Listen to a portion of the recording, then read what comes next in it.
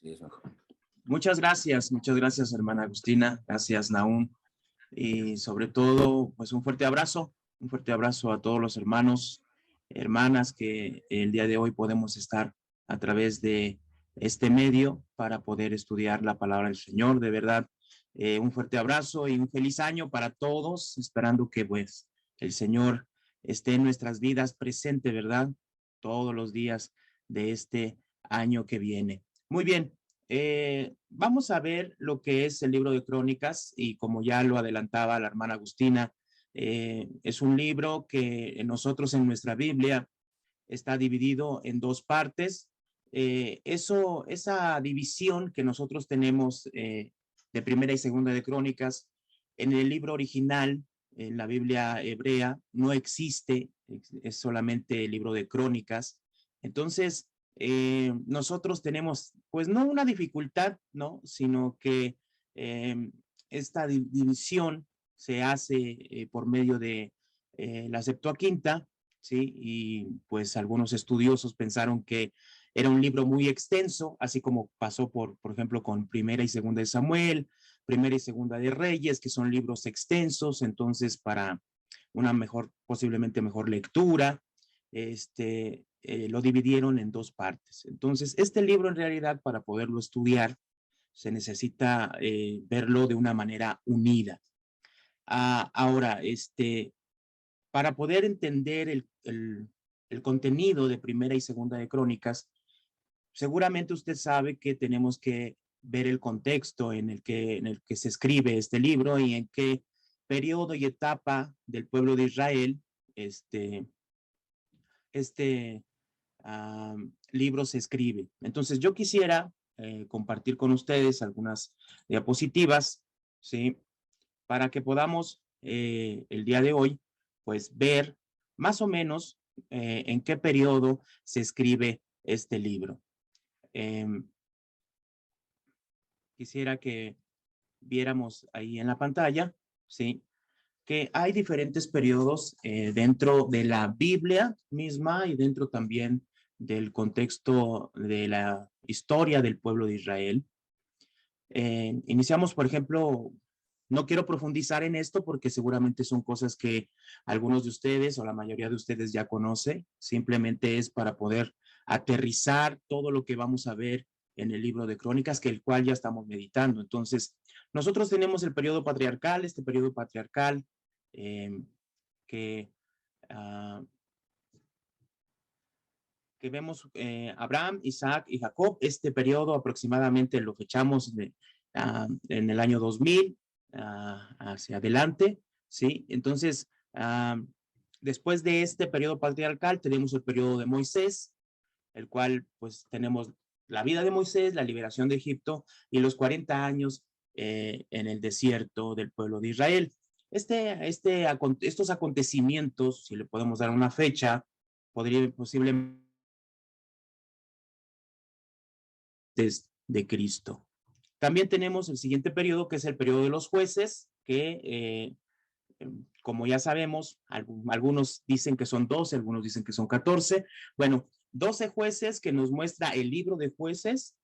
Este periodo abarca desde el 1400 hasta el 1050 aproximadamente, ¿sí? Obviamente, después del periodo de los jueces, viene el periodo de la monarquía, donde vemos tres etapas del periodo de la monarquía, ¿sí? En la primera etapa, ¿sí? Se nombra o se le da el título del reino unificado, que significa que el pueblo está unido en ese entonces, el pueblo de Israel, bajo el gobierno de un rey, ¿sí? Los primeros tres reyes vivieron en esta época el reino unificado y lo fechamos aproximadamente entre el 1050 y el 930 antes de Cristo, ¿sí?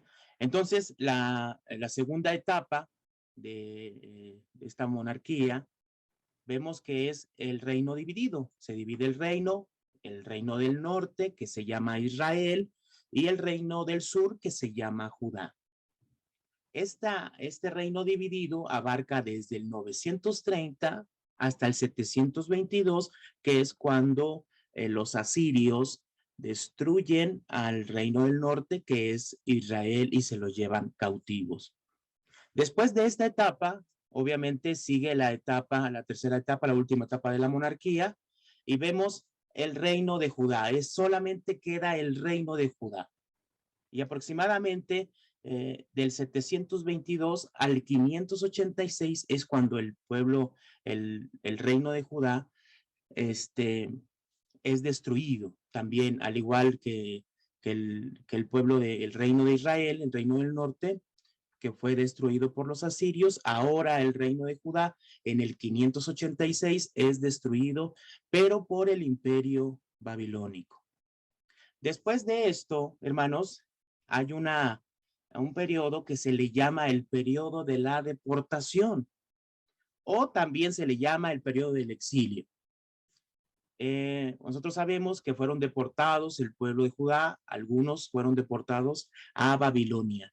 Esta deportación o este exilio, como usted lo quiera llamar, duró aproximadamente 70 años, que fue lo que Dios mismo, tanto en el libro de Jeremías, mencionó que iba a durar este periodo de la deportación o del exilio. Y después de esos 70 años los iba a regresar a su tierra. Este periodo terminó, hermanos, aproximadamente en el 538 antes de Cristo, con el decreto del rey Ciro, que ya era en ese entonces el rey o el emperador del imperio persa, ¿sí? Entonces, estamos viendo estos periodos para que nos demos cuenta en dónde vamos a ubicar el libro de Crónicas, ¿sí? Después de este periodo del exilio, tenemos el siguiente periodo de la historia de Israel y que nos narra también la Biblia, que es el periodo post-exilio. Significa que es después del exilio, ¿verdad? Entonces, como lo dijimos en la lámina anterior, este periodo del exilio termina en el 538 con el edicto de Ciro, rey de Persia. Este periodo de post-exilio dura aproximadamente, hermanos, entre el 538, que es cuando dan el edicto y regresan a Jerusalén, hasta el año 400, que es en realidad aproximadamente en esa fecha donde se termina la revelación de Dios y vemos al último profeta, si lo podemos llamar así, porque también Juan el Bautista es declarado como profeta, ¿no? Del Antiguo Testamento, pero si lo vemos nosotros de esta manera, en el Antiguo Testamento, el último profeta que vemos es el profeta Malaquías, y aproximadamente termina su profecía en el año 420, 430. Entonces, estamos hablando que este periodo del post-exilio dura del 538 al 400 antes de Cristo. Después de este periodo, pues entonces ya tenemos el periodo que se le llama los 400 años de silencio, ¿sí? Donde no hubo revelación de Dios, Dios ya no mandó profetas a su pueblo hasta entramos al Nuevo Testamento y vemos nosotros a Juan el Bautista. Entonces, estamos hablando que este periodo duró del 400 al año 0, ¿no? Aproximadamente. Entonces, así de esta manera, muy breve y de una manera muy rápida, resumimos toda la historia, parte de la historia del Antiguo Testamento en estos periodos, ¿sí? Entonces, dentro del libro de Crónicas tenemos algunas evidencias internas que nos ayudan a descubrir en qué año, en qué periodo aproximadamente vivió el autor del libro de Crónicas. ¿Sí? Tenemos dos evidencias importantes. La primera evidencia es el libro termina, hermanos, aproximadamente con el edicto de Ciro, rey de Persia. Si nosotros, me acompaña usted, por favor, en su Biblia, vamos a Segunda de Crónicas, capítulo 36, por favor, hermanos. Segunda de Crónicas.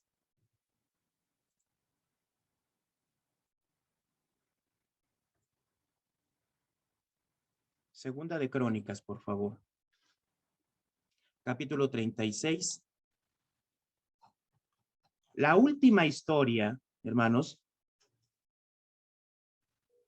Segunda de Crónicas. Capítulo 36. Dice el verso 22. Mas el primer año de Ciro, rey de los persas, para que se cumpliese la palabra de Jehová por boca de Jeremías, Jehová despertó el espíritu de Ciro, rey de Persia, el cual hizo pregonar de palabra y también por escrito por todo su reino, diciendo, verso 23, así dice Ciro, rey de los persas, Jehová, el Dios de los caldeos, me ha dado todos los reinos de la tierra y él me ha mandado que le edifique casa en Jerusalén, que está en Judá. Quien haya entre vosotros de todo su pueblo, sea Jehová su Dios con él y suba. Entonces, lo que vemos aquí, hermanos, es que el autor entonces del libro de Crónicas, obviamente vivió después de este edicto que da Ciro, rey de Persia. Entonces, podemos pensar que este libro de Crónicas se escribe después, obviamente, de la deportación a Babilonia y se escribe después del regreso en el año 538 antes de Cristo. Pero, hermanos, también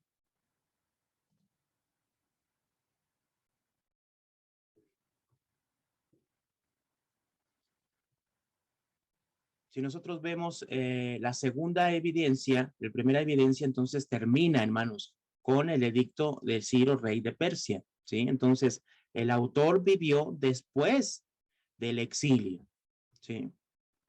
Entonces, la segunda evidencia dentro del libro es acerca de la genealogía. Y aquí sí quisiera que me pusiera atención para que viéramos aproximadamente en qué tiempo vamos a fechar este libro y nos va a dar la facilidad, hermanos, cuando fechamos aproximadamente este libro, nos va a dar la facilidad de entender algunas cosas que vamos a estar leyendo. Porque, por ejemplo, ahora que estamos meditando, ¿por qué el autor comienza con una genealogía? Y una genealogía extensa. ¿Y desde dónde comienza, no? Desde Adán. ¿Por qué comienza desde Adán y por qué empieza a mostrarnos todos estos nombres, no? Tiene un sentido, tiene un sentido. Entonces, a través de poder ver aproximadamente en qué fecha se escribe, entenderemos entonces por qué se escribe de esa manera el libro de Crónicas. Entonces, la segunda evidencia es la genealogía. ¿A qué me refiero? En esta genealogía, hermanos, en el capítulo 3, muestra hasta la quinta generación de Zorobabel. ¿Quién es Zorobabel?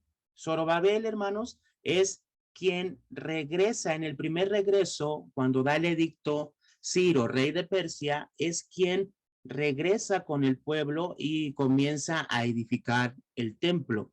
Entonces, este Zorobabel, hermanos, lo podemos nosotros fechar aproximadamente en el 538, 539, que es cuando regresa él y obviamente mucho del pueblo y sobre todo sacerdotes levitas para poder construir nosotros. Quisiera que fuéramos, por favor, ahí a Primera de Crónicas, capítulo 3, acompáñenme, por favor. Primera de Crónicas, capítulo 3.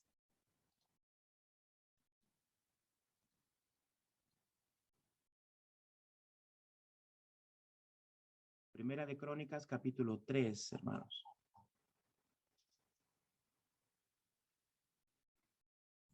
Miren el verso 19. Quisiera que me acompañara ahí en el verso 19.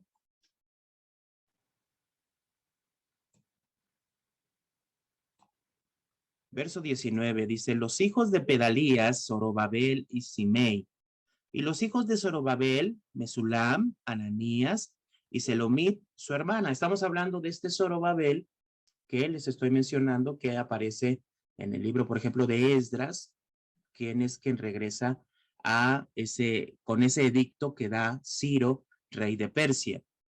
Entonces, estamos hablando de Zorobabel y en el verso 19 dice, los hijos de Pedalías, Zorobabel y Simei, y los hijos de Zorobabel, Mesulam, Ananías y Selomit, su hermana. Y Azuba, dice el verso 20, Joel, Bequías, Asadías y Jusab-Eseb, 5 por todos.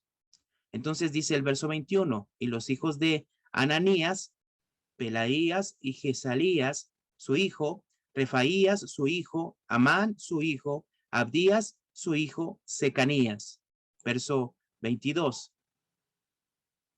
Hijo de Secanías fue Semaías, y los hijos de Semaías, Utús, Igai, Barías, Nearías y Zafat. Y los hijos de Nearías fueron estos tres, Elionei, Ezequías y Azricam. Y los hijos de Elionei fueron estos 6. Entonces vemos a Odavías,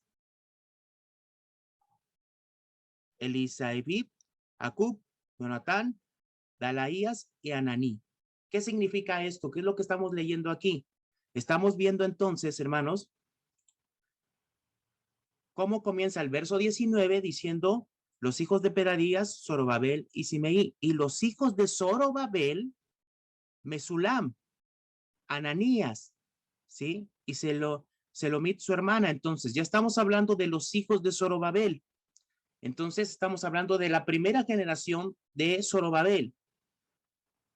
Vemos el verso 20 y vemos también, dice aquí, y Azuba, Onel, Berequías, Asaías y Jusab, Eseb, 5 por todos. Y entonces retoma al que ve aquí en el verso 19, que es Ananías. En el verso 21 retoma a este hijo y dice, los hijos de Ananías, Pelatías, ¿sí? Y Jesaías, su hijo Refaías, su hijo Amán, su hijo Abdías, su hijo Secanías. En el verso 22 dice, acerca de hijo de Secanías fue Samaías. Entonces, ¿qué vemos? Verso 19, primera generación. Verso 21, segunda generación. Verso 23, tercera generación. Verso 23, cuarta generación. Y verso 24, quinta generación. Entonces, vemos aquí que son 5 generaciones las que menciona el libro de Crónicas acerca de quién, de Zorobabel. Zorobabel, ¿quién? Quien regresó de la tierra en el edicto de Ciro, rey de Persia. ¿Para qué? Para construir el templo en Jerusalén. Estamos hablando de 5 generaciones que relata el autor de Crónicas. Por lo tanto, seguramente este autor de Crónicas era una persona que conocía o llegó a vivir cuando estaba, obviamente, este último hijo, ¿no? Que vemos nosotros aquí en el capítulo 3. Entonces, si nosotros lo vemos de esta manera, hablando de esos 5, hermanos, de esas 5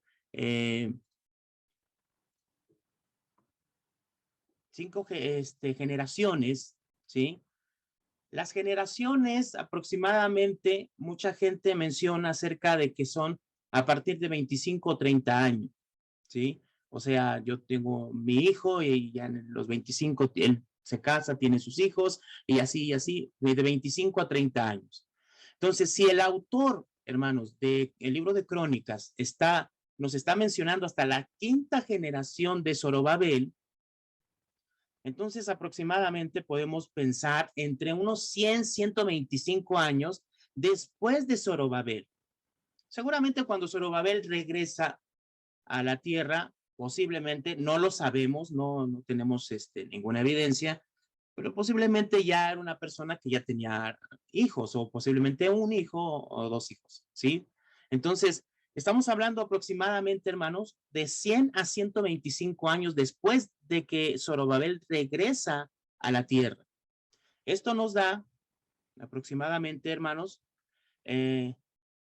si Zorobabel llegó en el 538 y regresó en el 538-39 con el edicto de Ciro, rey de Persia, entonces estamos hablando, si tomamos 100 años, vamos a tomar esta fecha de 100 años, ¿sí? 100 años después del 538, estamos hablando del 438 aproximadamente, o algunos ponen la fecha entre el 450 y el 400 antes de Cristo. Mire, interesante. O sea, Crónicas se escribe cuando ya habían pasado casi 100 años de que ellos habían regresado a la tierra. Y esto de verdad, hermanos, se los digo, toma mucha relevancia, porque Crónicas no fue, aunque fue para los que han regresado de la deportación, no fue inmediatamente para la generación que regresó luego, sino ya habían pasado 100 años. Ahora, quiero que usted piense lo siguiente. ¿De qué manera estaba viviendo este pueblo después de 100 años? ¿Cuál era su vida en realidad en el tiempo actual en el que se está escribiendo el libro de Crónicas? ¿Sí? Entonces, este tiempo coincide, hermanos, con lo que nos relata, hermanos, en el capítulo 9 de Primera de Crónicas. Si usted va a Primera de Crónicas, capítulo 9,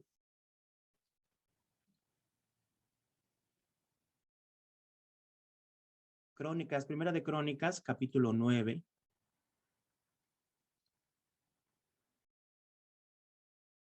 Este capítulo 9, hermanos, nos habla acerca, dice, fíjense lo que menciona el verso 1, dice, contado todo Israel por sus genealogías fueron escritos en el libro de los reyes de Israel y los de Judá fueron transportados a Babilonia por su rebelión. Verso 2, los primeros moradores que entraron en sus posesiones en las ciudades fueron, aquí tenemos los nombres, verso 3 dice, habitaron en Jerusalén de los hijos de Judá, de los hijos de Benjamín y de los hijos de Efraín y Manasés. Y entonces nos empieza a dar una lista de todos los que habitaron. Interesantemente, este pasaje de Primera de Crónicas, capítulo 9, hermanos, tiene relación con el libro de Nehemías en el capítulo 11. Significa que este libro de Crónicas aproximadamente se escribió, el autor vivió, ¿sí? Que no sabemos en realidad quién es el autor, aunque muchos, incluyéndome yo, pensamos que posiblemente el que escribió el libro de Crónicas fue Esdras, ¿sí? Porque por la intención con que se escribe este libro. Ahorita lo vamos a ver a más profundidad. Entonces, estamos hablando, hermanos, de que aproximadamente este capítulo 9 tiene relación con el libro de Esdras, el libro de Nehemías, capítulo 11. Entonces, este pasaje relata los que llegaron de la deportación y a habitar a Jerusalén, y el pasaje de Nehemías 11 también habla de lo mismo. Entonces, estamos hablando de que están coincidiendo en tiempo tanto el libro de Crónicas como el libro de Nehemías también, ¿sí? Entonces, ¿cómo podemos concluir esta parte? ¿Sí? Periodos del pueblo de Israel. Ya vimos en qué periodo se pudo haber escrito el libro de Crónicas, a través de la evidencia interna. Seguramente fue después del edicto de Ciro. ¿Por qué? Porque termina el libro justamente con el edicto de Ciro, rey de Persia. Pero también nos muestra que nos relata 5 generaciones después de Zorobabel, o sea, casi 100 años después de Zorobabel, o más de 100 años después de Zorobabel. Estamos hablando entonces en un periodo entre el 450 aproximadamente, 400 antes de Cristo. Ahora, en ese tiempo hay 3 personajes muy importantes que nos pueden dar luz para saber cuál es el contexto y el trasfondo del libro de Crónicas y por qué el libro de Crónicas en muchas ocasiones, o vemos en sus relatos, enfatiza en algunos aspectos. Entonces, en ese periodo del 400 al 450 encontramos a 3 personajes importantes de la Biblia. ¿Quiénes son? Esdras, Nehemías y Malaquías, hermanos. Estos tres personajes son contemporáneos, vamos a ponerlo así, ¿sí? Contemporáneos. ¿Por qué? Porque vivieron, tanto Esdras y Nehemías son contemporáneos, vivieron en el mismo tiempo, ¿sí? De hecho, estuvieron juntos en un periodo y Malaquías poquitito después fue que dio su profecía. Pero al final, estos tres personajes con sus libros respectivamente nos pueden dar luz acerca de la situación que se estaba viviendo en ese entonces y también nos pueden dar el entorno en el que se estaba desarrollando la historia. Entonces, Esdras, aproximadamente, hermano, estamos hablando de que llegó a Jerusalén entre el año 458 457, ¿sí? Y lo vemos que actuó juntamente con Nehemías, quien llegó a Jerusalén aproximadamente en el año 445 y 444. Estos dos personajes, siempre yo cuando veo el trasfondo o quiero ver algún libro, tanto Esdras como Nehemías, siempre recomiendo que estos dos libros se vean juntos. ¿Sí? ¿Por qué? Porque tienen mucho en común, su contexto es muy parecido y de hecho ellos se relacionaron entre sí. Pero también Malaquías profetizó entre el año 430 y 420. Entonces estamos hablando de ese periodo, ¿sí? Entonces podemos nosotros pensar en lo siguiente. Cada uno de estos personajes, cada uno de estos libros que también podemos ver en la escritura, nos pueden dar luz entonces para conocer el trasfondo en el que se escribe el libro de Crónicas.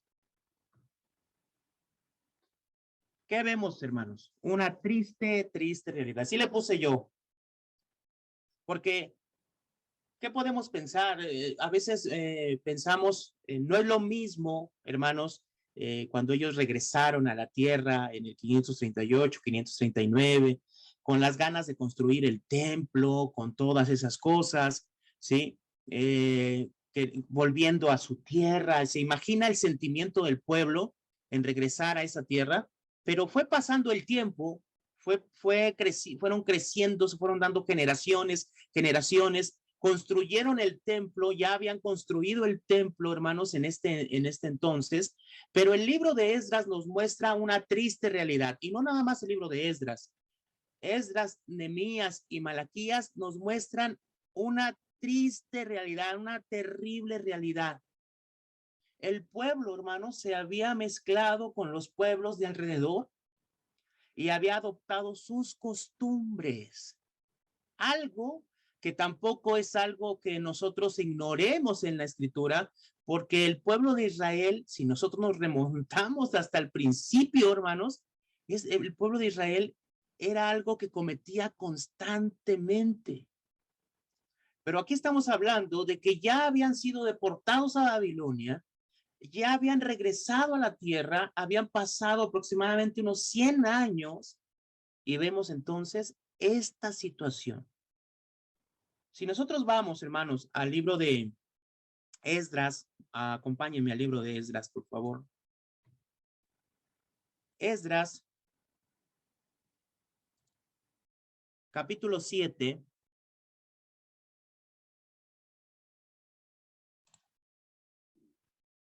Esdras, capítulo 7.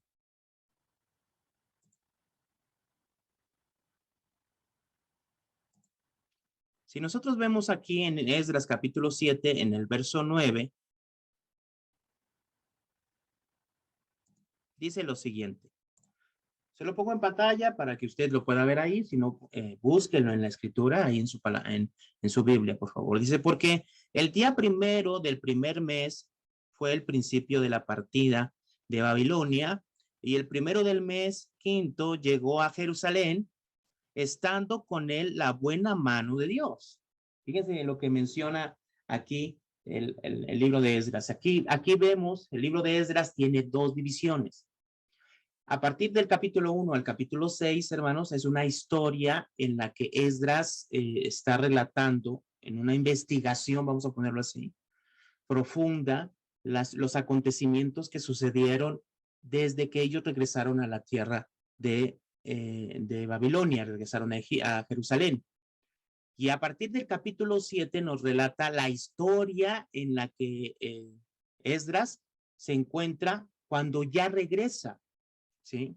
Esdras, hermanos, entonces no regresó con el primer regreso de Zorobabel, sino que vemos aquí el segundo regreso con Esdras. Esdras regresa con varias personas, ¿sí?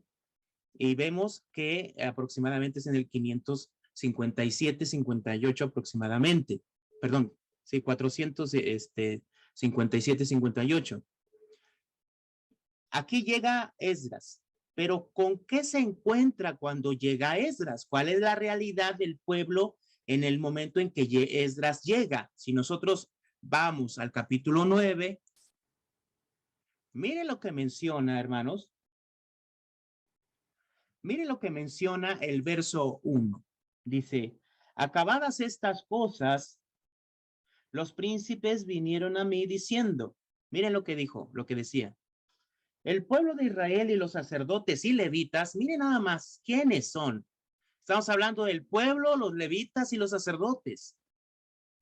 No se han separado de los pueblos de la tierra, de los cananeos, eteos, fereceos, jebuseos, amonitas, moabitas, egipcios y amorreos, y hacen conforme a qué? A sus abominaciones. Mire la realidad con la que se encuentra, hermanos, Esdras cuando él llega a la tierra. Esta es la realidad, hermanos, del pueblo.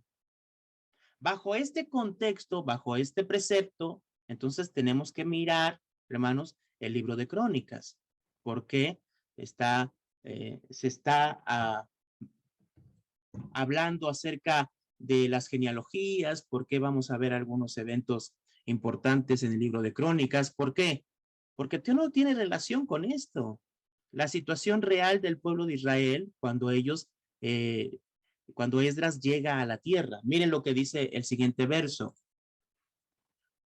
Porque han tomado de las hijas de ellos para sí y para sus hijos, y el linaje santo se ha mezclado con los pueblos de la tierra, y la mano de los príncipes y de los gobernadores ha sido la primera en cometer este pecado.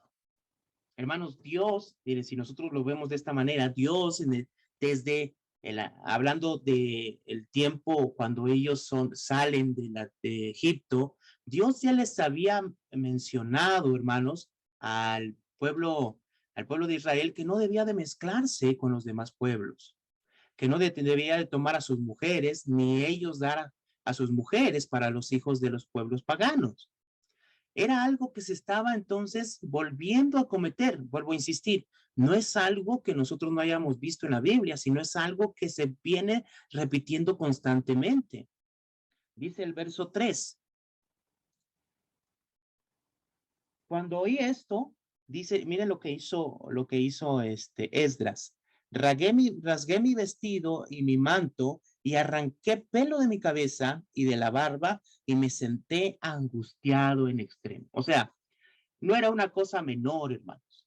No era una cosa menor, no era algo que, que se debía de pasar por alto, ¿sí? Ahora, ¿por qué no era una cosa menor lo que estaba pasando? ¿Por qué? Miren lo que dice el verso 10. Busquemos el verso 10, hermanos. ¿Qué diremos, oh Dios nuestro, después de esto? Porque nosotros hemos dejado tus mandamientos. Así está orando Esdras a Dios, ¿no?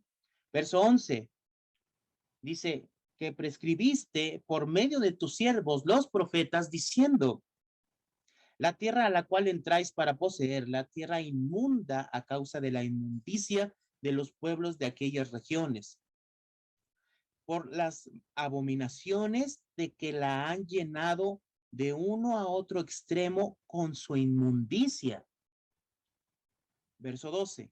Ahora pues, no daréis vuestras hijas a los hijos de ellos, ni sus hijas tomaréis para vuestros hijos, ni procuraréis jamás su paz, ni su prosperidad, para que seáis fuertes y comáis el bien de la tierra, y la dejéis por heredad a vuestros hijos para siempre. Verso 14. Fíjense lo que pregunta aquí Esdras. Hemos de volver a infringir tus mandamientos y a emparentar con pueblos que cometen estas abominaciones?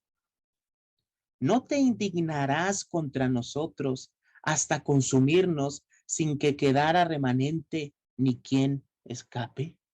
Fíjense lo que Esdras está poniendo, hermanos, sobre esta situación que está viendo en el pueblo. No era una situación menor, hermanos. El pueblo estaba volviendo a cometer el mismo error por el cual fue destruido. Entonces es algo que debe llamar la atención, hermanos. Miren lo que dice el capítulo 10. Vamos al capítulo 10. Verso 3. No quiero leer todo, hermanos. Usted lo puede leer todo. Ya cuando usted esté más tranquilo, puede leer todos sus pasajes para poder comprender de una manera mejor. Obviamente yo por la premura del tiempo solamente estoy tomando algunos puntos, pero usted con toda confianza puede leer todos estos capítulos. El verso 3 dice lo siguiente.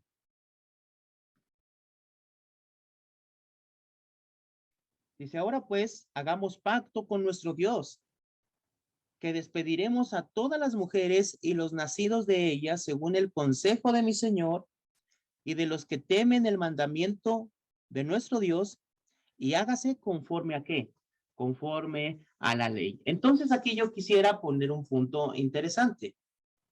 ¿Qué es lo que lleva en realidad a un pueblo a cometer esta situación? Hermanos, es algo que si usted ha estado constantemente viendo contacto con la meditación bíblica o con los recursos que nosotros damos o en las predicaciones o los seminarios que se dan, hermanos, se ha enfatizado acerca de la necesidad de buscar la voluntad de Dios a través de su palabra. Cuando la ley de Dios, en este caso de ellos, no estaba presente y no está presente en la vida del pueblo, el pueblo se empieza a olvidar de su Dios, no conoce a su Dios y entonces empieza a cometer cosas en contra de su Dios. Por eso Esdras, hermanos, enfatiza, hágase conforme a la ley. ¿Por qué? Porque si no está presente la ley de Dios, donde el pueblo puede conocer la voluntad de Dios y puede conocer a Dios mismo, y a través de ese conocimiento darle la gloria de vida a Dios. Entonces vemos, hermanos, que la situación del pueblo era por esta situación. La ley de Dios no estaba presente en el pueblo. Se habían olvidado de la ley de Dios. Aunque ellos regresaron a la tierra, construyeron el templo, y aunque seguramente al principio buscaban hacer las cosas conforme Dios quería, entonces esto se fue diluyendo hasta que la ley de Dios, la palabra de Dios, no estaba presente activamente en el pueblo. ¿Sí? Entonces, ¿qué sucede? En el verso, si nosotros leemos el verso 18, busca el verso 18, por favor. Ahí mismo en ese capítulo. Miren lo que dice aquí, de los hijos de los sacerdotes que habían tomado mujeres extranjeras. O sea, esto nos debe de llamar la atención. ¿Quiénes eran? Los sacerdotes, los levitas. Ahora, yo quiero que usted recuerde cuál era la función de los sacerdotes y de los levitas en relación a la ley de Dios. Era aquellos que tenían la ley de Dios para poderlas expresar al pueblo, hermanos. Entonces, ¿qué es lo que vemos aquí? Una situación terrible. Es como si nosotros nos remontáramos al tiempo de los jueces. ¿Cómo es la expresión del libro de los jueces? A ver, usted acuérdese, hermanos. La expresión que se repite en el libro de los jueces. En ese tiempo no había rey en Israel y cada uno hacía lo que bien le parecía. Esta es la realidad, hermanos, del pueblo de Israel en este tiempo.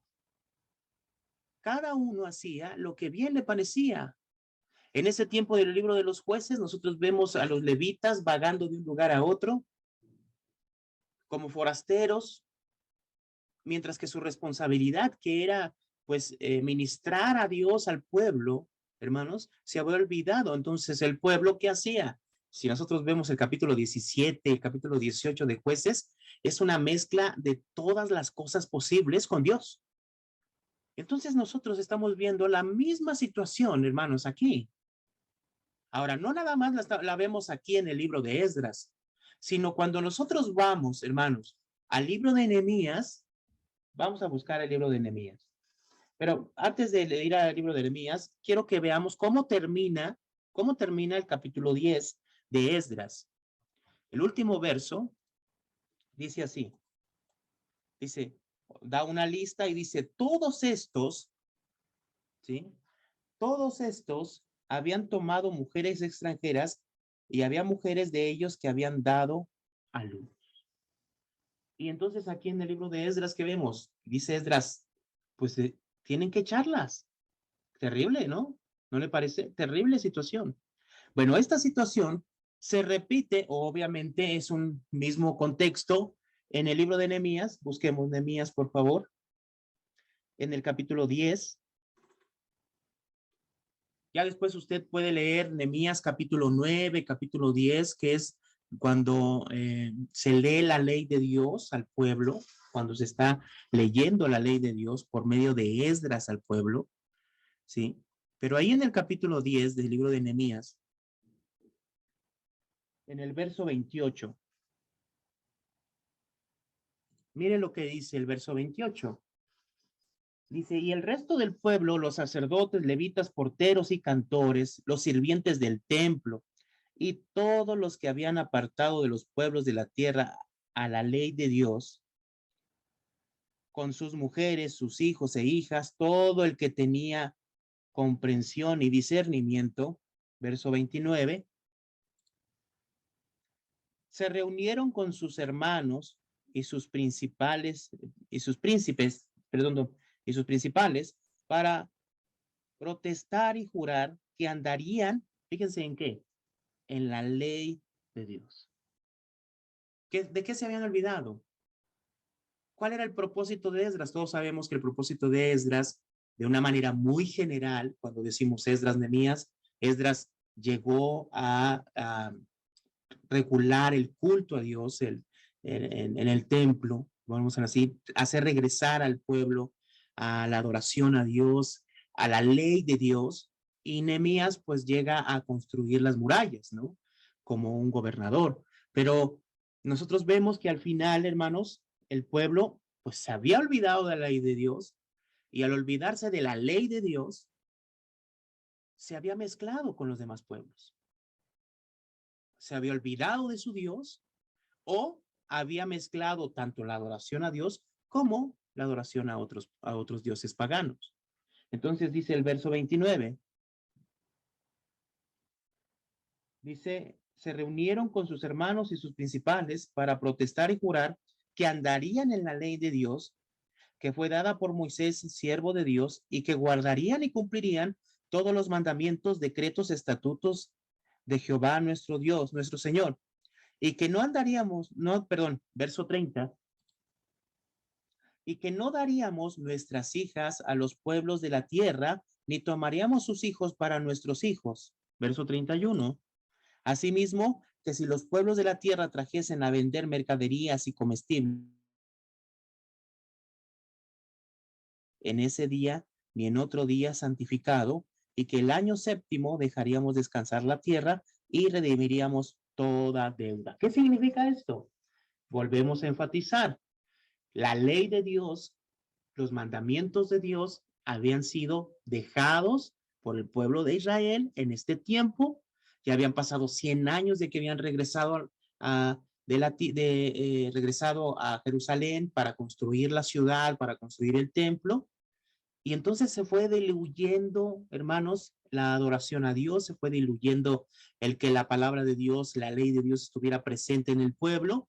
¿Y qué llevó a esto? A la mezcla, a la contaminación, ¿sí?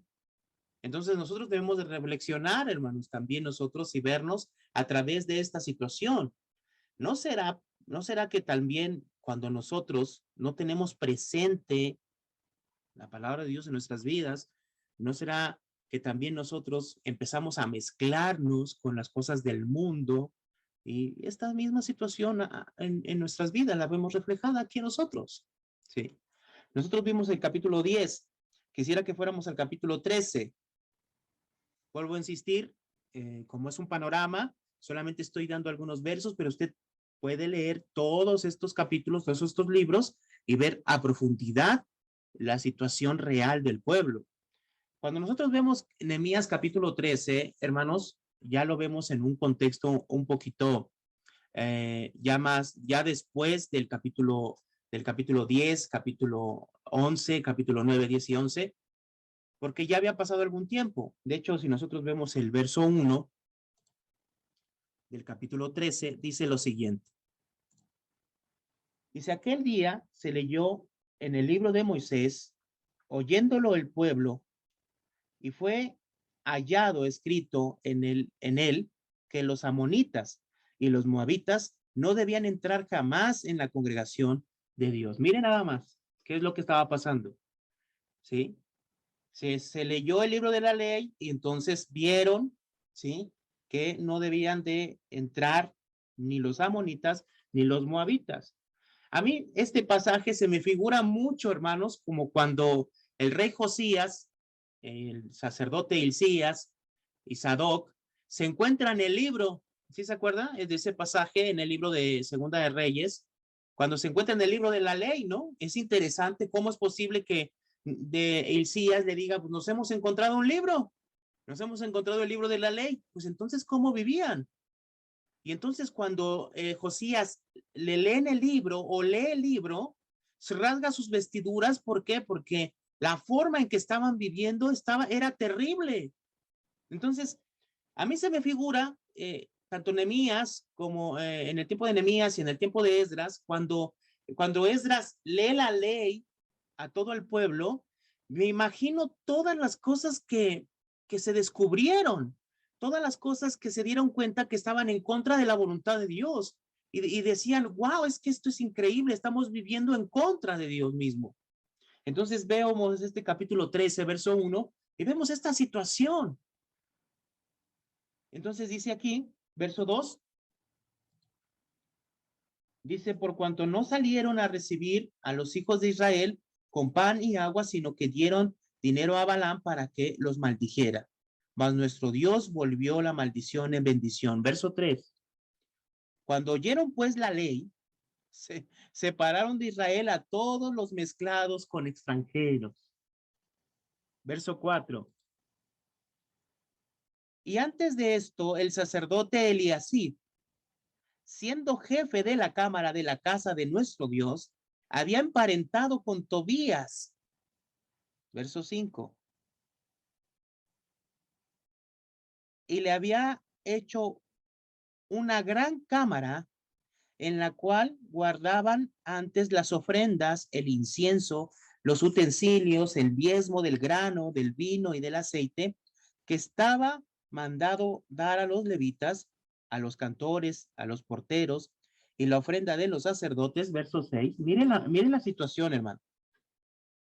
Mas a todo esto, yo no estaba en Jerusalén, porque en el año 32 de Jerjes, rey de Babilonia, fui al rey y al cabo de algunos días pedí permiso al rey.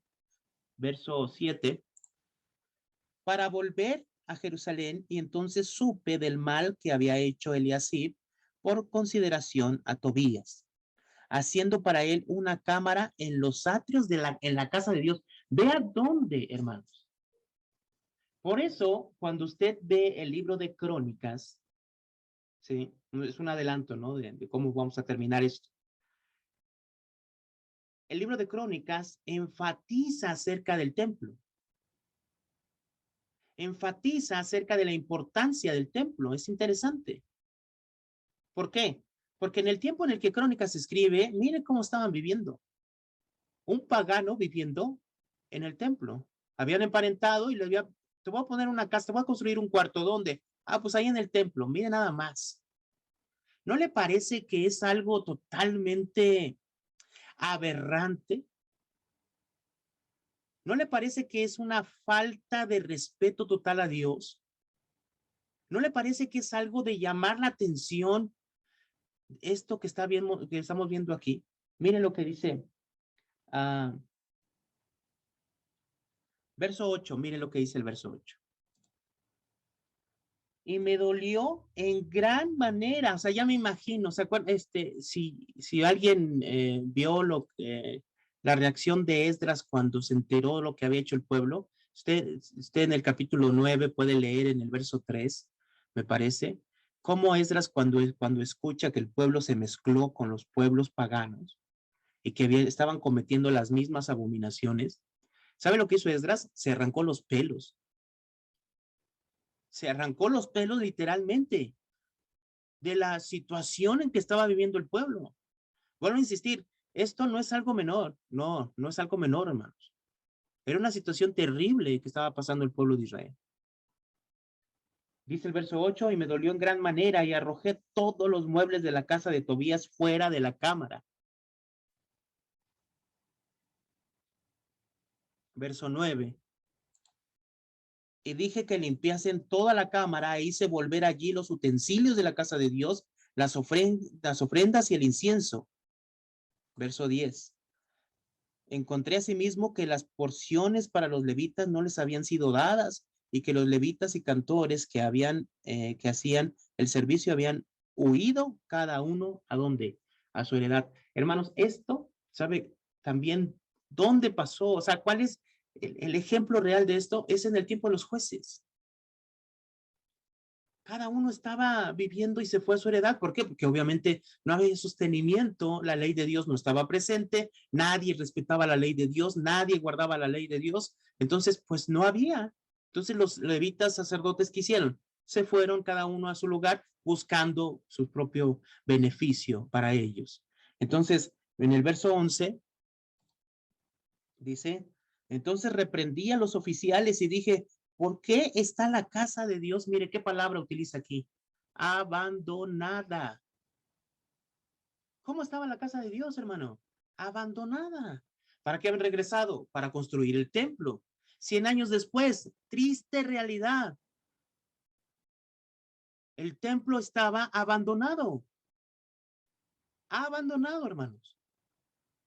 Esa era la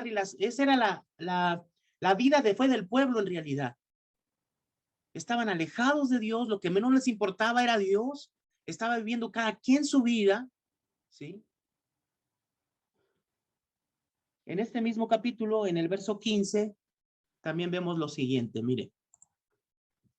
Dice, en aquellos días vi en Judá algunos que pisaban en lagares en el día de reposo y que acarreaban haces y cargaban asnos con vino y también de uva, de higos y toda suerte de carga, y que traían a Jerusalén en día de reposo, y los amonesté acerca del día en que vendrían las provisiones. O sea, el día de reposo se había perdido totalmente, ¿sí?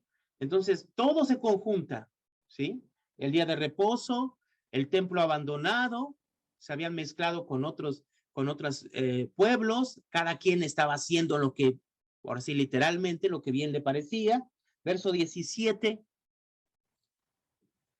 y reprendí a los señores de Judá y les dije, qué mala cosa es esta que vosotros hacéis, profanando así el día de reposo. Verso 18.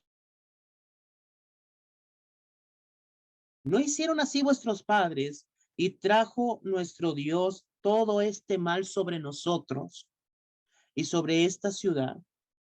Y vosotros añadís ira sobre Israel, profanando el día de reposo. Hermanos, es la consecuencia, escúcheme, la consecuencia de que no esté presente la ley de Dios en la vida del pueblo es que el pueblo termine de esta manera, dejando todas las cosas de Dios a un lado, viviendo totalmente en pecado delante de Dios, abandonando las cosas de Dios, menospreciando las cosas de Dios, ¿sí? Verso 22, quisiera leer el verso 22 también.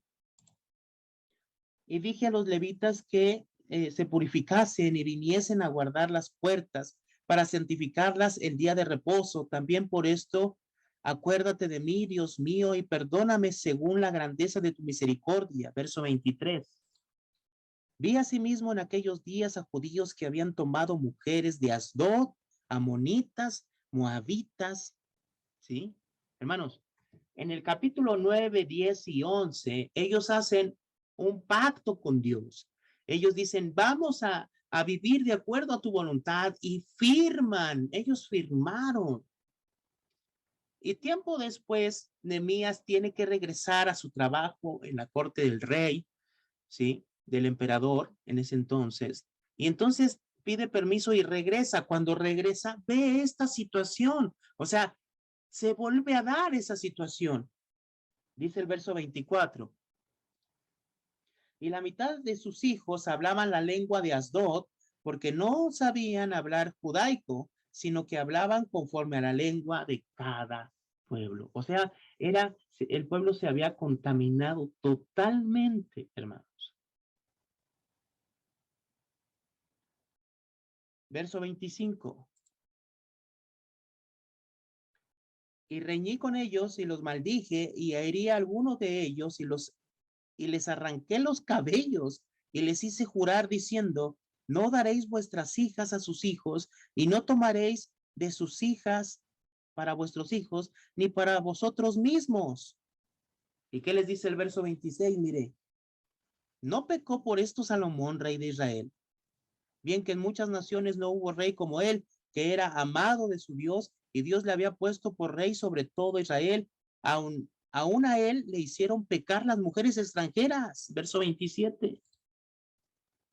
Y obedeceremos a vosotros para cometer todo este mal tan grande que de prevaricar contra nuestro Dios tomando mujeres extranjeras. Verso 28.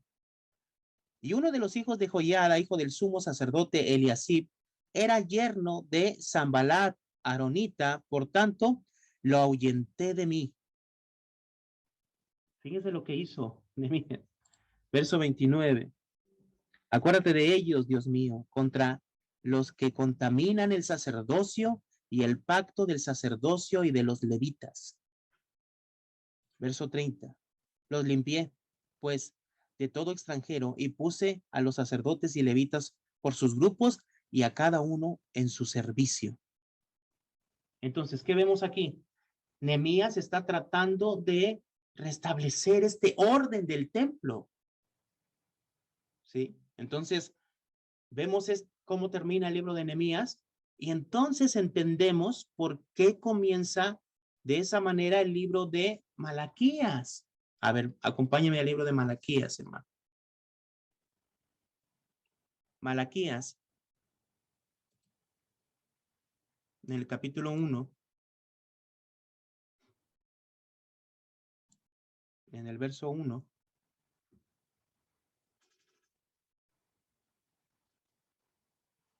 Verso 1 dice,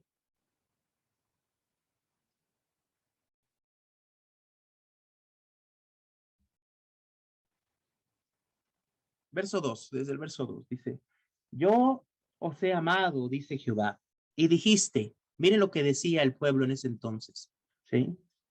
¿En qué nos amaste? ¿No era Esaú hermano de Jacob? Dice Jehová, y amé a Jacob. Y a Esaú aborrecí y convertí sus montones en desolación. Perdón, en sus montes en desolación y abandoné su heredad para los chacales del desierto. ¿Cuál era la pregunta del pueblo en ese entonces? ¿En qué nos amaste? Increíble. Dice el verso 6. Vamos al verso 6, rápido. El hijo honra al padre y el siervo a su señor. Si pues yo soy padre, ¿dónde está mi honra? Y si soy señor, ¿dónde está mi temor? Y es que es claro. ¿Cuál era la vida del pueblo?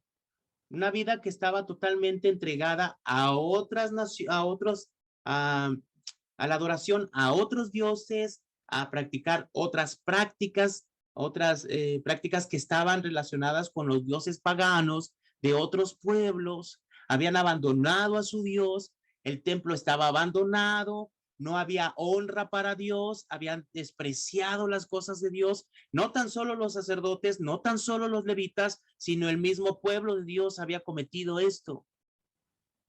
Y entonces por eso en el verso 6, Dios le dice al pueblo, ¿dónde está mi honra?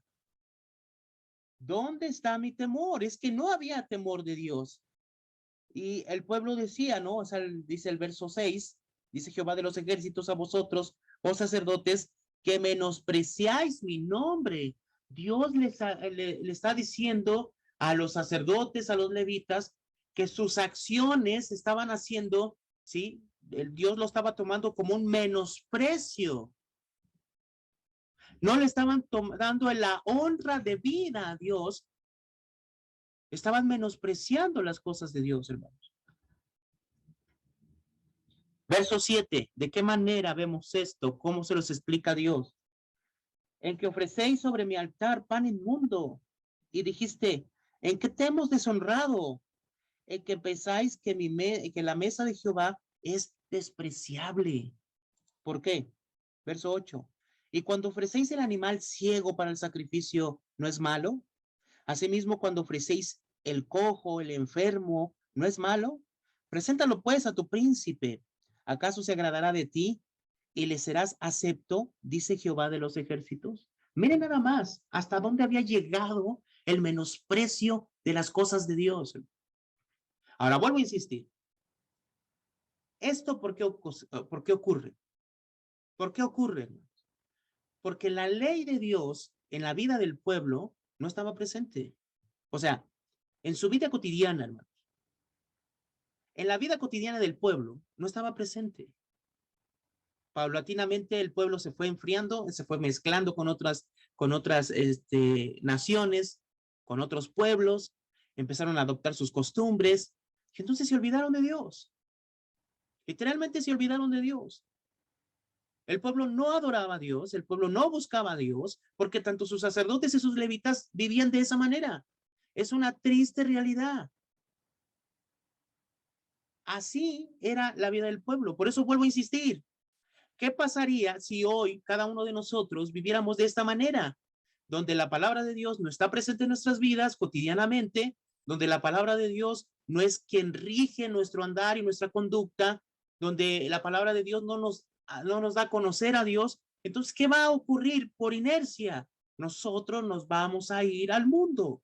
El mundo va a empezar a tomar nuestras vidas, vamos a mezclar las cosas y vamos a empezar a tener nuestras actitudes en contra de Dios. Vamos a menospreciar las cosas de Dios, vamos a menospreciar lo que Dios nos dice por no tener presente la ley de Dios en nuestras vidas.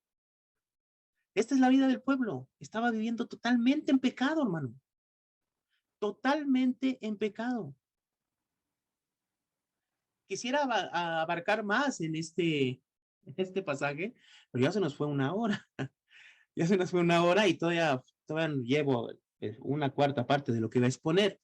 Entonces, yo creo que quedó claro hasta este punto cuál es el trasfondo en el que se escribe Crónicas. Yo creo que quedó claro. Ahora, entonces tenemos que ir al libro de Crónicas y ver en Primera de Crónicas, que es lo que vamos a estar meditando, ¿verdad? ¿Por qué empieza a escribir de esa manera? Entonces, si me acompaña.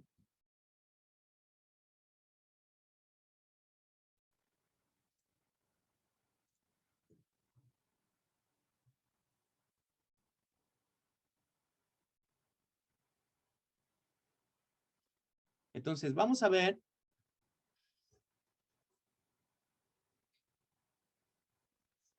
Nosotros estamos meditando Primera de Crónicas y nos encontramos con una situación increíble, ¿no? Mencionaba, creo que Evelyn en el podcast, ¿no? Que sí es un poquito complicado meditar en las genealogías y no sé cómo le está yendo a usted al estar meditando en las genealogías. Seguramente sí es complicado, pero tampoco es algo como para abandonar, ¿no? La meditación y decir, bueno, pues ya no medito, ¿no? No, claro que no. Entonces, pero se preguntó, ¿no? Debemos de preguntarnos, ¿no? ¿Cuál es la intención del autor, hermanos? Al presentarnos y al iniciar su libro con esta genealogía, ¿no? Entonces, antes de ver el panorama, el pueblo se había, como tenemos que recordar, se había olvidado de la ley de Dios, de buscar en ella la voluntad de Dios. El pueblo se mezcló con los pueblos paganos por medio de la unión matrimonial de los hijos y comenzó a adoptar sus costumbres. Por consecuencia, su adoración a Dios se mezcló con la adoración a dioses paganos. Los sacerdotes y los levitas también se habían mezclado, contaminándose con los demás pueblos de alrededor. Descubrieron, descuidaron su responsabilidad, profanaron el templo, no daban a Dios la honra debida y despreciaron las cosas de Dios. Hasta ahí es lo que estamos viendo, ¿no? Este es el panorama, hermanos, del libro de Crónicas. Este es el trasfondo del libro de Crónicas. En este momento se escribe el libro de Crónicas. Entonces, viendo la estructura del libro, el libro comienza con genealogías. Estas genealogías son del capítulo 1 al capítulo 9. Son 9 capítulos de genealogías, ¿sí? Ahora, la pregunta aquí es, ¿cuál es la importancia de estas genealogías? Las genealogías tienen la función, hermanos, de resumir la historia. Obviamente, el autor está resumiendo toda la historia, hermanos, de siglos, ¿sí? De siglos a través de estos nombres, ¿sí? Está resumiendo una historia, tal vez hasta estamos hablando de milenios. Está resumiendo la historia de esta manera. Ahora, también la genealogía muestran de dónde se proviene. Ese también es la intención del autor, de dónde venimos. Ahora recuerde, si el pueblo de Israel, perdón, el pueblo que regresó de la deportación y que se fue diluyendo la ley de Dios, en este tiempo seguramente el pueblo decía, bueno, ¿quiénes somos? Si la ley de Dios no estaba presente, tal vez a lo mejor tenían una vaga idea de dónde provenían. Pero si nosotros vemos aquí, lo que quiere hacer el autor también es darles en realidad un sentido de proveniencia, de dónde provenimos, de dónde venimos, ¿sí? Obviamente para las personas a las que escribe el libro. Ahora, entonces, ¿qué les está dando? Una identidad. ¿Quiénes son? ¿De dónde provienen? ¿Sí? Eso es lo que está diciendo la genealogía que estamos viendo ahora, por ejemplo. Pero también, ¿sí? Al mismo tiempo, hermanos, nos muestra al personaje siguiente o a quien se quiere presentar, ¿sí? Y en este caso, hermanos, es David. En todo el libro de Primera de Crónicas, que vuelvo a insistir, aunque no debe de haber esa división, pero nosotros vamos a meditar solamente en Primera de Crónicas. En Primera de Crónicas, quien es mencionado en gran parte de la historia de Primera de Crónicas, sí, vamos a decirlo así, como personaje principal dentro de la historia que vemos ahí, sí, aunque el personaje principal del libro de Crónicas es Dios mismo, sí, pero el personaje que más se va mencionando en el libro de Crónicas es, hermanos, David. Entonces, lo que quiere hacer el autor, ¿sí? Aparte de darles esa identidad al pueblo a través de las genealogías y decirles de dónde provienen, quiénes son ellos, porque seguramente era algo que se había perdido en el pueblo de Israel en el tiempo en el que se escribe el libro de Crónicas. ¿Por qué? Porque la ley de Dios no estaba presente. ¿Por qué? Porque sus sacerdotes, levitas, que eran los encargados también de al mismo tiempo expresar la ley de Dios, estaban también mezclados, se habían olvidado de Dios, menospreciando todas las cosas de Dios. También vemos aquí, hermanos, que quiere presentarnos al personaje siguiente. ¿A quién? David. Entonces, nosotros vemos, hermanos, la estructura del capítulo 10 al capítulo 29, ¿sí? Vemos esta estructura, vemos las genealogías del capítulo 1 al capítulo 9, que fungen esa función de resumir la historia, de dar identidad al pueblo, de mencionarle su proveniencia, quiénes son ellos, ¿sí? Pero también nos podemos dar de cuenta que Dios está llevando su obra y su propósito a través del tiempo, a través de las situaciones, de la historia. Dios está cumpliendo su propósito, su plan de salvación. Pero a partir del capítulo 10 al capítulo 29 vemos algunas historias, ¿sí? Por ejemplo, en el capítulo 10 nos está presentando a Saúl. Nos está presentando a Saúl. Ahora, todas estas historias que vamos a ver, hermanos, del capítulo 10 al capítulo 29, son historias que nosotros podemos verlas en el libro de Samuel, primera y segunda de Samuel. No están todas las historias, pero la mayoría de las historias sí las podemos ver en primera de Samuel. Ahora, ¿qué razón tiene el volver a repetir estas historias? Entonces tenemos que entender. ¿Por qué? Porque era otro tiempo, era otra generación. Es lo mismo, hermanos, que pasó con el libro de Levítico o Éxodo del 19 al 40 y el libro de Levítico con el libro de Deuteronomio. ¿Por qué había necesidad, si ya Dios le había dado en el monte Sinaí al pueblo de Israel la ley de Dios? ¿Por qué había necesidad de volverles a repetir la ley y que ahora tengamos nosotros el libro de Levítico, perdón, de Deuteronomio?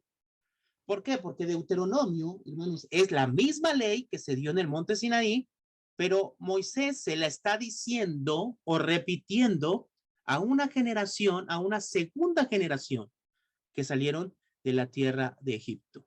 Entonces, ¿había necesidad de darla? Claro que sí. ¿Qué está pasando ahora con el libro de Crónicas? Muchas de las historias que nosotros vamos a leer en el libro de Crónicas las pudimos ver en Primera de Samuel, Segunda de Samuel, que meditamos en este año pasado. ¿Y qué necesidad había de repetir estas historias? Pues eso es obvio. Son otra generación, posiblemente no sabían quiénes eran, no tenían identidad y entonces se les dice de dónde provienen. El libro de Crónicas nos dice, les hace esa genealogía extensa y detallada de quién son provenientes, de quién, les da identidad y después les repite algunas cosas que ellos tenían que tener presente. ¿Sí? ¿Y cómo empieza? Empieza con Saúl, el primer rey de Israel. Pero solamente es un capítulo muy corto. Y la historia que sigue la podemos ver en el libro de Samuel. Entonces entendemos que el autor quiere recordar a esa generación que son descendientes de la deportación a Babilonia, su historia y, como lo vemos en la genealogía, su identidad. A través de lo que relata el autor de Crónicas, tenemos que ver el énfasis y lo que nos quiere decir a través de cada pasaje, ¿sí? Por ejemplo, en la historia de Saúl, veamos, por favor, Primera de Crónicas, capítulo 10, versos 13 y 14. ¿Cómo termina diciendo este libro, esta parte? Primera de Crónicas, capítulo 10.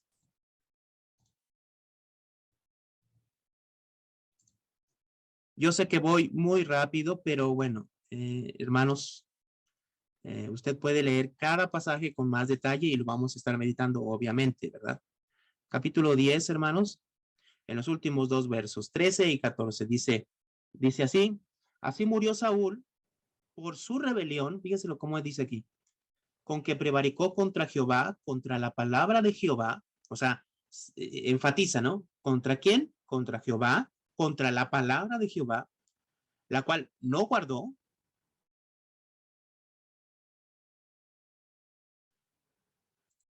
14. Y no consultó a Jehová, por esta causa lo mató y transpuso a David, hijo de Isaí. ¿Sí? Entonces, ¿qué vemos aquí? Mire cómo termina. Yo sé que podríamos decir, bueno, sí es algo que es obvio porque así vivió es el rey Saúl, ¿no? Pero toma relevancia pues, porque no consultó a Dios, consultó a una divina. ¿Por qué? Porque si nosotros nos adelantamos un poquito a la historia,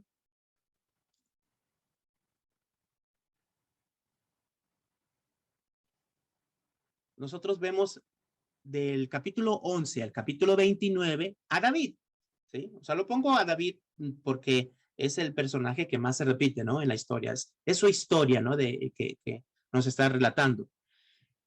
En el capítulo 13, ¿qué vemos, hermanos, de David?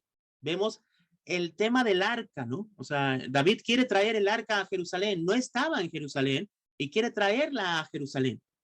Entonces, ¿qué vemos en el capítulo 13? Un intento fallido. Ahora, ¿por qué? Vamos al capítulo 13, hermanos. Busque, por favor, el capítulo 13. Verso 1.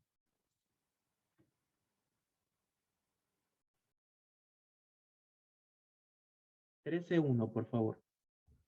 Dice, entonces David tomó consejo, mire lo que dice aquí, es interesante. Esta historia no aparece en Samuel.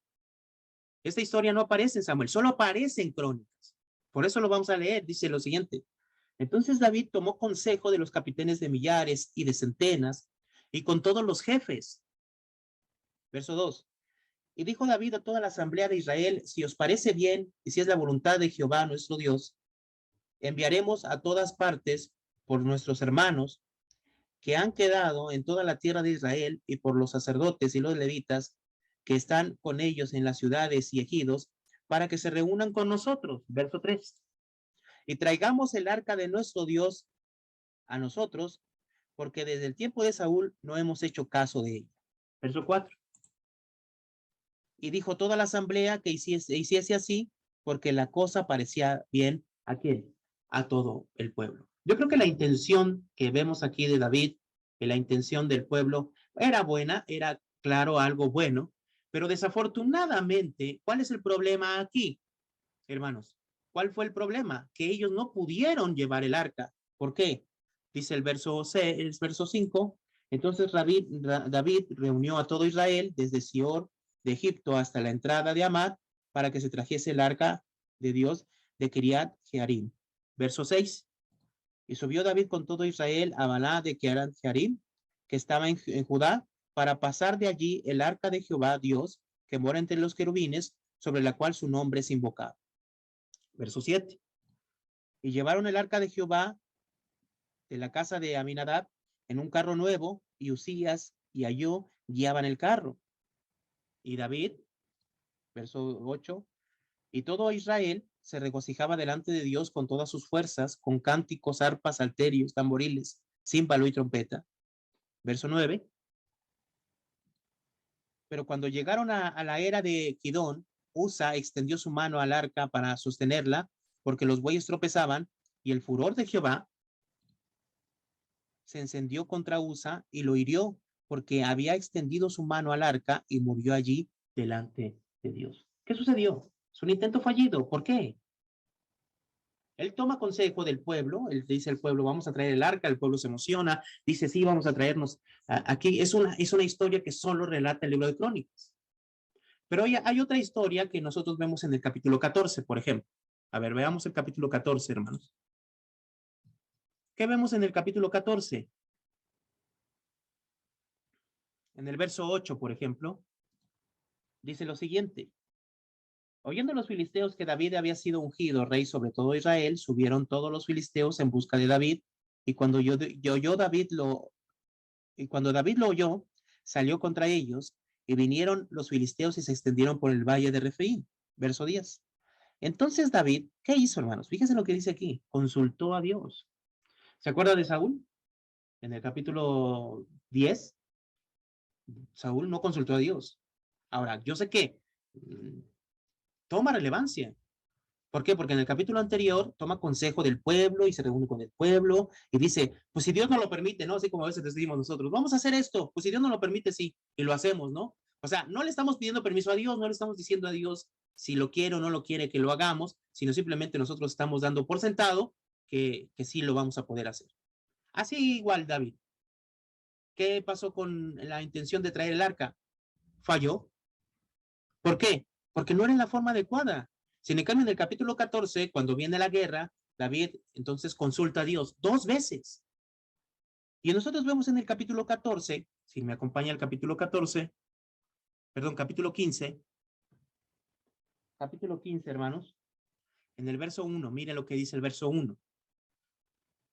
Hizo David también cosas para sí en la ciudad de David y arregló un lugar para el arca de Dios y le levantó una tienda. Verso 2. Ponga atención en el verso 2. Dice, entonces David dijo, el arca de Dios no debe de ser llevada, sino por los levitas, porque a ellos ha elegido Jehová para que lleven el arca de Jehová y le sirvan perpetuamente. Este pasaje no se encuentra en el libro de Samuel. O sea, el énfasis que da el libro de Crónicas es acerca de buscar la voluntad de Dios. ¿Está buscando la voluntad de Dios? ¿Está buscando a Dios o no está buscando a Dios? Saúl no consultó a Dios, no buscó a Dios, no buscó la palabra de Dios, no buscó la voluntad de Dios. David, tú debes de buscar la voluntad de Dios. Si no buscan la voluntad de Dios, entonces fracasa en su intención de tener el arca, la presencia de Dios en Jerusalén. Entonces, ¿qué es lo que vemos aquí? Viene la guerra de los filisteos, David consulta a Dios, busca la voluntad de Dios. Y entonces, en el capítulo 15, que es un pasaje que solamente se encuentra en el libro de Crónicas, vemos que David entiende a través de la ley de Moisés, ¿sí?, que el arca tiene de ser llevada solamente por los levitas. Dice así, verso 11, perdón, verso 12. Verso 12, hermanos. Y les dijo, vosotros que sois los príncipes padres de las familias y de los levitas, santificaos vosotros y vuestros hermanos, y pasad el arca de Jehová, Dios de Israel, al lugar que le he preparado. Verso 13.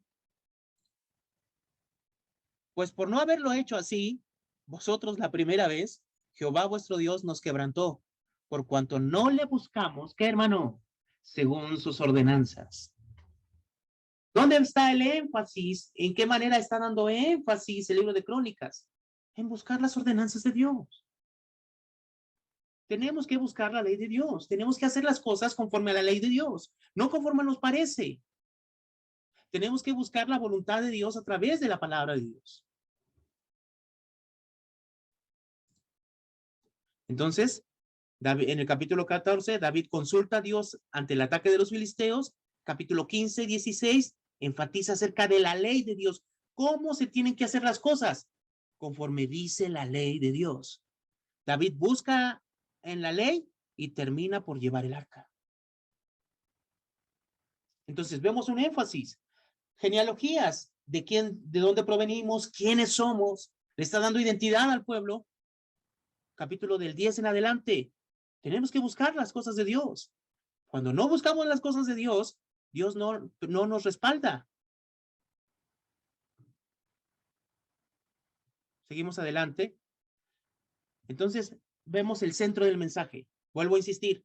¿Por qué había necesidad de repetir estas cosas? Porque era otra generación, eran otras personas que no estaban viviendo, hermanos, conforme a la voluntad de Dios, que estaban viviendo totalmente fuera de la ley de Dios. Por lo tanto, era innecesario repetirles este mensaje. ¿Cuál? Lo que nos dice el capítulo 17. ¿Cuál? El pacto de Dios con David. Usted lo conoce, hermanos. Mire, si usted me acompaña, hermanos, al capítulo 17, en el verso 1. Mire, es interesante este capítulo, hermanos. Dice lo siguiente, aconteció que morando David en su casa, dijo David al profeta Natán, he aquí yo habito en casa de cedro y el arca del pacto de Jehová debajo de cortinas. Verso 2, y Natán dijo a David, haz todo lo que está en tu corazón, porque Dios está contigo. Interesante, ¿no? O sea, la Biblia lo que nos está diciendo es que David tiene este sentir de hacerle un templo a Dios, y se lo dice a su cuate Natán, que era profeta, ¿verdad? Y entonces Natán dice, no, pues eres el consentido de Dios, puedes hacer lo que tú quieras. ¿Y qué sucedió? En el verso 3 dice lo siguiente, en aquella misma hora, noche, vino palabra de Dios a Natán diciendo, ve Verso 4. Y vi a David, mi siervo, hace dicho Jehová, tú no me edificarás casa en que habite. O sea, Dios inmediatamente interviene en la vida de David y le dice, no, tú no me vas a edificar casa. Y entonces, ¿qué vemos aquí? ¿Qué vemos en este verso 17? Hermanos, el verso 17 es el centro del mensaje del libro de Crónicas. Es el centro del mensaje, así como el centro del mensaje.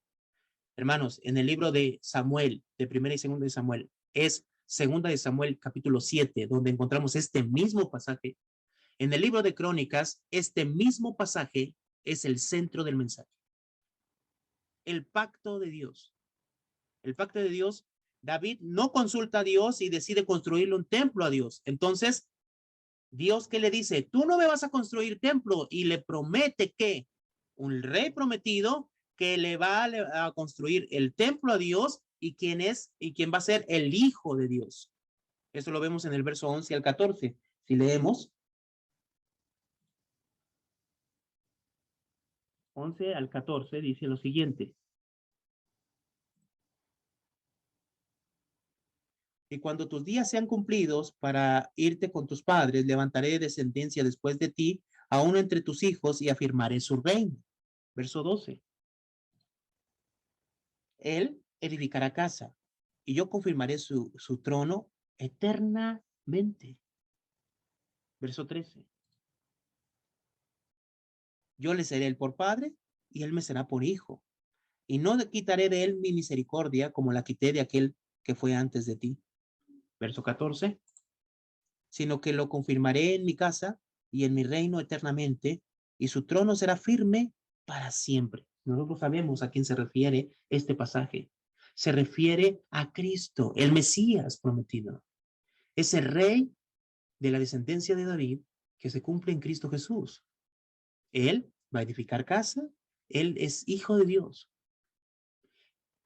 Sobre esta base debe de estar cimentada la fe de esas personas a las que iba dirigido este libro. En esta base, no en David, no en los reyes humanos, sino en este rey prometido. Entonces, este es el centro del pasaje, el centro del libro de Crónicas también, al mismo tiempo. ¿Por qué? Porque es una nueva generación, una generación que había venido del cautiverio de Babilonia, y que seguramente ya en este tiempo en el que se escribe, hermanos, por lo que ya vimos el contexto, se había olvidado de dónde provenía, quiénes eran, quién era Dios, por qué tenían que darle honra a Dios. Entonces, a través de estos pasajes, el autor de Crónicas le está recordando al pueblo la venida de este Mesías, de este rey prometido.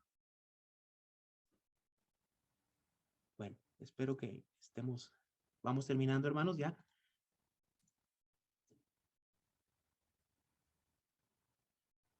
Entonces, a partir del capítulo 18, vemos cómo la Biblia nos muestra cómo David extiende su territorio.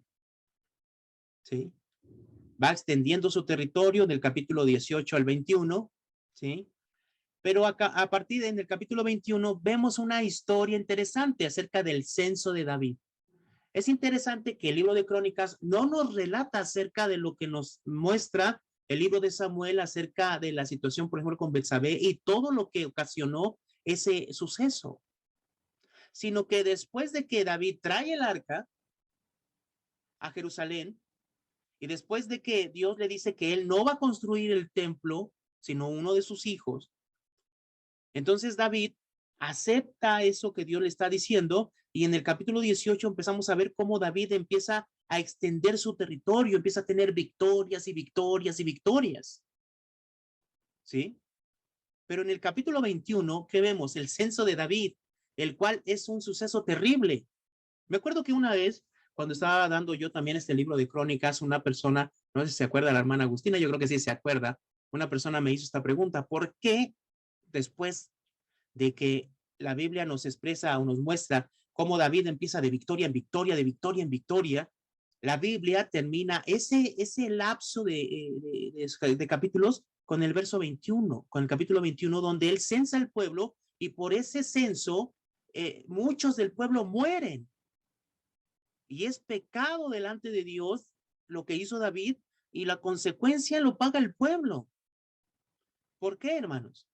Porque posiblemente si yo me pongo a pensar, ¿no?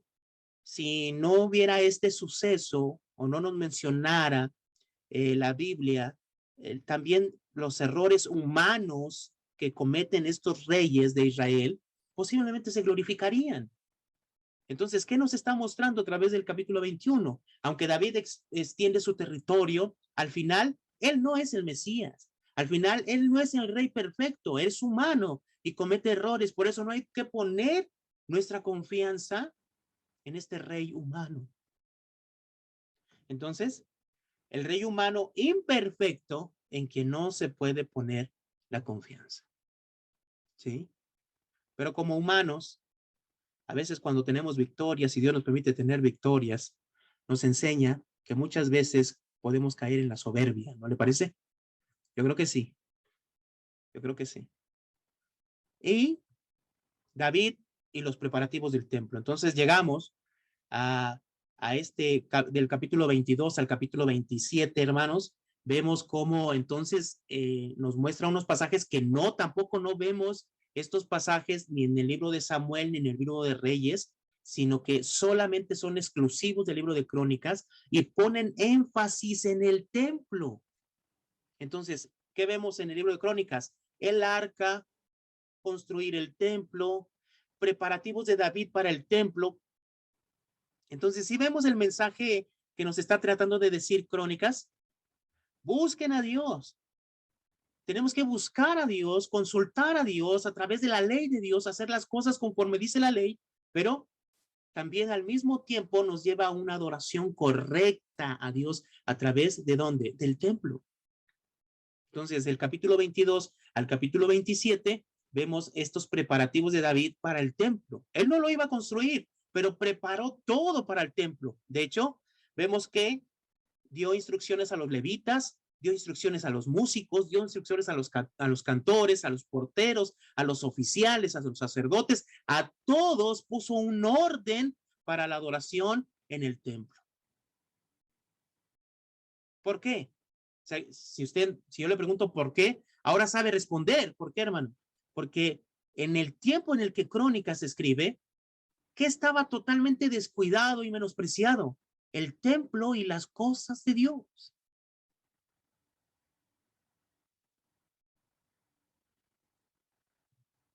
Y entonces vemos los dos últimos capítulos de Primera de Crónicas y vemos la sucesión de David por Salomón. Y aquí es donde quisiera terminar en los capítulos 28, 29 con este pasaje, Primera de Crónicas 28, 9 y 10. Búsquelo, por favor, hermano. Primera de Crónicas.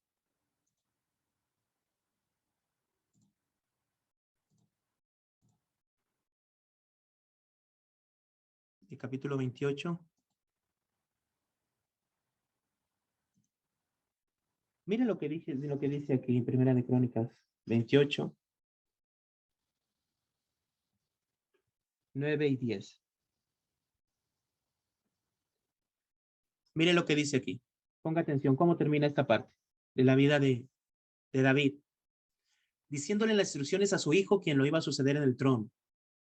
Y tú, Salomón, hijo mío, reconoce al Dios de tu padre y sírvele con corazón perfecto y con ánimo voluntario. O sea, David no le está imponiendo la adoración a Dios a Salomón, sino le está diciendo, tú conoce a ese Dios, el que yo sirvo, el que le enseñó David a Salomón, que era su Dios. Sírvele, pero sírvele tú porque le amas, porque le conoces. Dice en ese verso 9, dice, porque Jehová escudriña los corazones de todos y entiende todo intento de los pensamientos. Y mire cómo dice, si tú le buscares, lo hallarás, mas si lo dejares, él te desechará para siempre. ¿Cómo ve este pasaje? Estas son las últimas instrucciones, ¿no? Que le dice David a Salomón. Busca a Dios, Búscale de todo tu corazón, con ánimo voluntario. No es por fuerza, sino busca al Señor. Esto en realidad sería, hermanos, el contexto, el panorama que nosotros nos vamos a encontrar en el libro de Crónicas. Yo creo que podemos tomar muchas cosas del libro de Crónicas. Podemos ver la necesidad de tener una identidad, saber quiénes somos. Por eso cuando vemos estas genealogías, no tan solo tenemos que mirar esta genealogía, podemos ver la genealogía que vemos en el libro de Lucas, cuando habla acerca de la genealogía de Jesús. Vemos también el libro de Apocalipsis, capítulo 7, con la genealogía que comienza con Judá, y también en el libro de Crónicas, por qué comienza esa genealogía también con la tribu de Judá. Yo creo que hay muchas cosas que ver en este libro, pero si algo tenemos que darnos cuenta, hermanos, es que es tan actual y tan real el día de hoy en nuestras vidas. ¿Por qué? Porque siguen ocurriendo estas cosas, porque siguen pasando estas cosas. ¿Qué cosas? Nos olvidamos de la ley de Dios, nos olvidamos de hacer las cosas conforme a la palabra de Dios, nos olvidamos de buscar a Dios, nos olvidamos de consultar a Dios, menospreciamos las cosas de Dios. ¿Por qué? Porque nos hemos mezclado y esa mezcla con el mundo ha diluido nuestro amor, nuestro interés, nuestra pasión por Dios, de buscarle a través de su palabra. Entonces, yo creo que es algo muy actual y que está presente esto en nuestras vidas. Espero que este panorama, hermanos, aunque fue muy breve, aunque fue algo muy rápido, haya servido para darnos cuenta de la realidad posiblemente en la que estamos, y si no, pues en seguir perseverando en la palabra de Dios y buscar su voluntad en nuestras vidas y sobre todo buscar esa comunión y esa relación con Dios en nosotros. ¿Qué tal si oramos? Vamos a orar, hermanos, y terminamos. Cierre sus ojos, por favor. Señor, Padre, en esta hora te damos gracias, Señor, por el privilegio, el enorme privilegio que nos das de poder acercarnos a tu palabra y volver a reflexionar sobre lo que nos dice la Escritura, Señor. Es algo que nos muestra y que nos deja ver claramente, Señor Padre, si no estamos cometiendo los mismos errores, si no estamos viviendo de la misma manera. Señor, tú escudriñas nuestros corazones, así como le dijo David a Salomón, tú escudriñas el corazón, conoces nuestras intenciones, nuestros pensamientos, no podemos ocultarte nada. Reconocemos nuestro pecado delante de ti. Tú sabes de qué manera estamos viviendo contigo, nuestra relación contigo, nuestra comunión contigo. La relación, Señor, que tenía este pueblo estaba totalmente quebrada contigo, menospreciando tus cosas. Y no queremos, Señor, Padre, nosotros vivir de esa manera. Ayúdanos a darnos cuenta porque reconocemos que solamente en ti está ese entendimiento, esa comprensión de volvernos y darnos cuenta de la realidad en que estamos viviendo. Señor, tú conoces nuestra vida, nuestros corazones, todos los que estamos aquí el día de hoy. Ayúdanos a no despreciar tu palabra, ayúdanos a no mezclarnos con el mundo, ayúdanos a buscarte en todo momento, a buscar tu dirección, Señor. Padre, y si alguno de nosotros estamos, Señor, en desánimo por la misma, porque esa palabra, porque esa comunión que debería de haber se ha apartado de nosotros, nos hemos apartado de ti, ayúdanos a volver a ti, a buscarte, Señor, nuevamente, y que, como vemos en el Nuevo Testamento, avives ese fuego del Espíritu que está en nosotros para volverte a buscar con pasión, con amor, sin menospreciarte, sin, Señor Padre, sin deshonrarte, sino dándote la honra debida a tu nombre y alabarte y glorificarte como tú te lo mereces. Te bendecimos, Señor. Gracias por este tiempo. Bendecimos la vida, Señor, de mis hermanos también y que sigas hablándonos, fortaleciéndonos a través de tu palabra. En el nombre de Cristo Jesús. Amén y amén. Dios les bendiga, hermanos.